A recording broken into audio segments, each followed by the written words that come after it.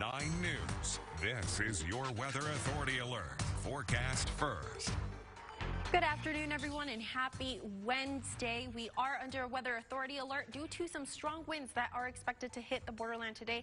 It is the windy season, so right now at the moment 19-mile-per-hour winds in El Paso, 24-mile-per-hour winds in Las Cruces. Now these wind speeds are expected to rise quite a bit for today, and these windy conditions and above average temperatures are expected to last for a couple of days. I'll have all the details you need to know coming up. KTSM 9 News at noon starts right now. Coming up today marks the first day the Texans are no longer under the mask mandate. How El Pasoans are responding. Plus, how you can save money on your water bill with some simple fixes to your home. And family violence. Local experts say the issue is increasing, the challenges for children, and the possible solutions. From the station putting local first, this is KTSM 9 News at noon. Good afternoon, Borderland. Thanks for choosing KTSM 9 News at noon. I'm Jay Russell. And I'm Susie Castillo.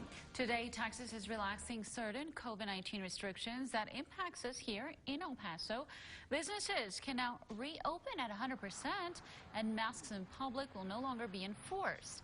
However, people will still be required to wear a mask on federal property or inside a private business that is enforcing mask wearing.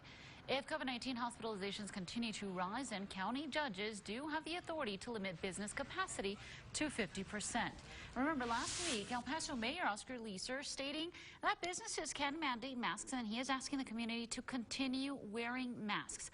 Both Mayor Leeser and County Judge Ricardo Samaniego say city and county facilities will require face masks. Judge Samaniego saying it's not the right time to completely reopen, and El Paso still has a lot of work to do. Some businesses are struggling to balance safety and sales. Governor Greg Abbott lifted the statewide mask mandate and put an end to the restrictions on the business capacity. In Austin, city leaders say not so fast. They're requiring residents to still wear masks despite the governor's decision. Some business owners are on board and plan to open their doors with requirements. We had one guy at the door, and he was just yelling at us from the doorway. And yesterday we had somebody just, come right in without a mask on, and I had to ask him to leave. After some legal analysis, it's clear that the city actually has the ability to continue to enforce the rules that we've had. A city council member went on to say that Austin's mask mandate is part of a local ordinance from December that he says is still in place, mandating that all businesses require customers to wear masks. City council members say that under that ordinance, a person could be arrested for trespassing if they do not wear a mask in a business that is requiring one to enter. Fort Bliss is also responding to the mask mandate. In a Facebook post, Fort Bliss issuing key changes from previous orders, including authorizing social gatherings up to 10 people, updated guidance on unit physical training. Commanders have authority on how often and size. The limitation on the number of people per table on post restaurants has been removed. However, off-post dining remains prohibited. Fort Bliss saying although the state changed its mask requirements, the Department of Defense and mask policy remains. Masks are mandatory for soldiers both on and off duty, on or off base. Some New Mexico restaurants are concerned their customers will just start driving to El Paso now for a full dine-in experience because of the restrictions being lifted today. La Posta de Mesilla has been open since 1939 with a capacity of more than 500 guests. For most of the 2020 year and this year, the restaurant has only been able to offer outdoor service to a much reduced customer base. The owner says the impact affects his staff more than customers, but having consistency would help the business. It certainly impacts my staff, probably more so than my customers, but I just wish we could retain some type of indoor capacity. I think that's really what we want, those of us that have been offering outdoor only. It certainly helps our business model a little bit. They have also had to open and close at least 3 times in the past few months. The owner adds now that Texas will reopen at 100%. It's 12:04 to our coronavirus coverage now. The El Paso Public Health Department reporting 7 new virus-related deaths today. The total number of deaths is now above 2,200. The city also reporting 134 new cases in the borderland. Active cases stand just above 4,100. More than 119,000 COVID-19 patients are now considered recovered. The recovery rate is at 94%. And now taking a look at the hospitalization data, we are seeing some slight changes across the board. 258 patients are currently hospitalized with the virus. That's an increase of 6. Also, 107 of those are in the ICU, an increase of 5, and 91 people are on ventilators. Local leaders say El Paso is prepared to test hundreds of migrants who are arriving from South Texas for COVID-19. KTSM 9 News reporter Tatiana Favela explains. We weren't expecting this one in particular. El Paso County Judge Ricardo Samaniego clarifying the hundreds of migrants coming from Brownsville to El Paso is separate from the Migrant Protection Protocols program. Those in MPP are coming through Ciudad Juarez. We're expecting the Migrant Protection Program, which I said was very orderly, but now this one's a little bit more chaotic, and we're trying our best to understand that. We've been in contact with all the immigration agencies. In the Rio Grande Valley, the numbers surpassed the resources that Border Patrol has, so they're flying them here so that the Border Patrol resources here can assist.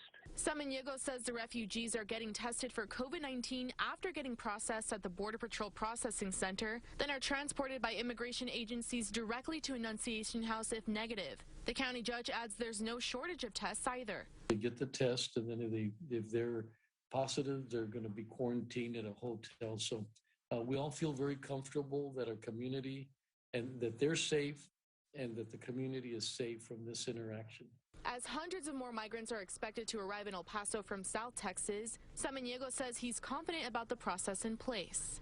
I just want the community to feel that it's safe and that we're doing the right thing. We've been extremely goodwill, very humanitarian about the process, and I think we'll continue to see that going forward. That was Tatiana Favela reporting. The county judge clarifies that Title 42 program, which requests the migrants to be sent to Mexico and wait, does not apply in this case since these migrants are coming from Brownsville. And a reminder, healthcare workers will be hosting a candlelight vigil today at Las Palmas Medical Center to honor those who have died of COVID-19. The event is scheduled for 6:30 in the evening. The vigil comes a day before the one-year anniversary when the pandemic was pronounced by the World Health Organization. It's also on the same day that Governor Greg Abbott has lifted restrictions for businesses and the mask mandate. To our coronavirus coverage, UMC will continue its Super Senior Vaccine event this week. The hospital will open its registration for those 65 years and older on Thursday at 9 in the morning. The UMC will only take 1,000 appointments online and 1,000 appointments over the phone. The phone number and website are up on our website, ktsm.com. It has been less than 2 weeks since the Biden administration and Governor Greg Abbott cleared the way for teachers to officially get their spot in line for a vaccine.